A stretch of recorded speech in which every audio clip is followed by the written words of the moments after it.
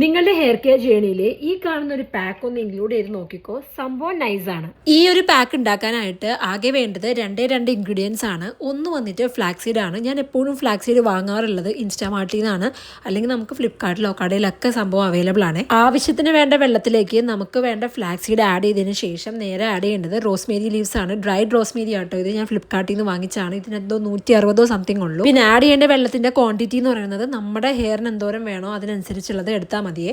ഞാൻ എൻ്റെ ഹെയറിന് വേണ്ടത്ര വെള്ളം എടുത്തോളൂ, കുറച്ച് വെള്ളം എടുത്തോളൂ. പിന്നെ ഇത് തിളച്ച് കഴിയുമ്പോഴേക്കും അതൊരു ജെൽ കൺസിസ്റ്റൻസിയിലേക്ക് വരും. സോ ഈ ഒരു പരുവത്തിലായി കഴിയുമ്പോഴേക്കും ഫ്ലെയിം ഓഫ് ചെയ്യുക. പിന്നെ കുറച്ച് നേരം വച്ച് ഒന്ന് ആറി കഴിയുമ്പോഴേക്കും അത് ഈ ഒരു പരുവമായിട്ടുണ്ടാവും. ഇനി നമ്മുടെ അടുത്ത പരിപാടി ഈ സംഭവം ഒന്ന് അരിച്ചെടുക്കലാണ്. ഇതിന് വേണ്ടിയിട്ട് അരിപ്പയൊന്നും എടുത്തുകൊണ്ട് വരരുത്. ബെറ്റർ ഒരു ക്ലോത്ത് എടുക്കുക. അതാകുമ്പോഴേക്കും നമുക്കിങ്ങനെ പിഴിഞ്ഞെടുക്കാൻ പറ്റും. പെട്ടെന്ന് തന്നെ അങ്ങനെ പിഴിഞ്ഞു പോരും കേട്ടോ. ഞാൻ ഒരു കൈയും ഫോണും ഒരു കൈയും കൊണ്ട് ക്ലോത്തും പിടിച്ചുകൊണ്ടാണ് ഈ സമയം എടുക്കുന്നത്.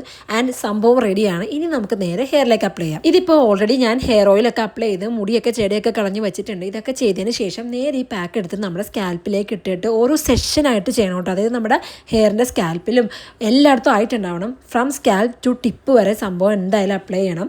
ഇതിപ്പോൾ ചെയ്യുമ്പോൾ ബെറ്റർ നിങ്ങൾ ബാത്റൂമിൽ നിന്ന് ചെയ്യണമായിരിക്കും കേട്ടോ നല്ലത്. കാര്യം റൂമിൽ നിന്ന് ചെയ്ത് കഴിഞ്ഞാൽ ഫുൾ അവിടെയൊക്കെ ആവും. അതാണ് ഞാൻ ബാത്റൂമിൽ പോയി ഫുൾ ചെയ്തിട്ടാണ് ഇപ്പോൾ നിങ്ങളെ കാണിക്കുന്നത്. ഇതൊരു 20 മിനിറ്റെങ്കിലും നമ്മുടെ ഹെയറിൽ വെക്കണം കേട്ടോ. എന്നിട്ട് നേരെ പോയിട്ട് കുളിച്ചിട്ട് വരിക. ഷാമ്പൂവും കണ്ടീഷണറും യൂസ് ചെയ്യുക. ആൻഡ് ഇതിൻ്റെ ഒരു ബെനിഫിറ്റ് എന്താണെന്ന് വെച്ചാൽ 2 ഇൻഗ്രീഡിയൻസും നമുക്ക് ഹെയർ ഗ്രോത്തിനെ പ്രൊമോട്ട് ചെയ്യുന്ന ഒന്നാണ്. ആൻഡ് ഓൾസോ നമ്മുടെ ഹെയറിൻ്റെ ഫ്രിഷ്നെസ് ഒക്കെ ഒന്ന് കുറച്ച് കിട്ടും. ഇപ്പോൾ എൻ്റെ ഹെയർ കളേർഡ് ഹെയർ ആയതുകൊണ്ട് ഇതൊക്കെ ചെയ്ത് കഴിയുമ്പോൾ എൻ്റെ ഹെയർ കുറച്ച് സോഫ്റ്റ് ആയ പോലെ എനിക്ക് ഫീൽ ചെയ്യാറുണ്ട്.